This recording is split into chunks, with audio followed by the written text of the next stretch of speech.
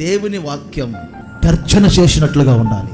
సింహము గర్జించుచున్నది, యూదా గోత్రపు సింహం ఆకాశమును గర్జన చేస్తున్నాడు.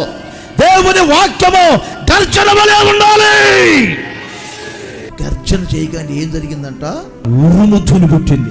దేవుడు సీనాయి పర్వతం మీదకి దిగి వచ్చారు. ఎందుకు?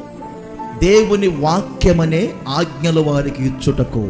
ఆ ఆజ్ఞలు వాక్యాన్ని వారికి ఇవ్వటానికి దిగి వచ్చినప్పుడు ఒక్కసారి ఉరుములు మెరుపులు. ఈ ఉరుము మెరుపు అనేది భయాన్ని పుట్టించడానికి వస్తాయి. ఎందుకు గర్జన చేస్తాడు వాక్యం ద్వారా తెలుసా? ఎందుకు మీకు మెరుపుల్లాగా ఉరుముల్లాగా అనిపిస్తుంది తెలుసా? మీరు పాపము చేయకుండా ఉండుటకే నా దేవుడు మీకు భయమును పుట్టించటానికి వాక్య గర్జన చేత ఏం చేస్తాడు? భయం పుట్టిస్తాడు. వాక్య భయం మీకు ఉన్నంతకాలం, వాక్య భయం మీకు ఉన్నంతకాలం, వాక్యమై ఉన్నటువంటి దేవుడి మూలో గర్జించినంతకాలం పాపము చేసే వారి విషయంలో గర్జించే దేవుడు నా దేవుడు సింహం వలె గర్జిస్తాడు. ఆ సింహ గర్జన మీ జీవితంలో ఇక మీరు పాపము చేయరు. ఆయన భయం మీకు కలుగునుగాక. ఆయన భయం సంఘములో ఉండునుగాక. ఆయన భయం సేవకుల ద్వారా మీకు కలుగునుగాక.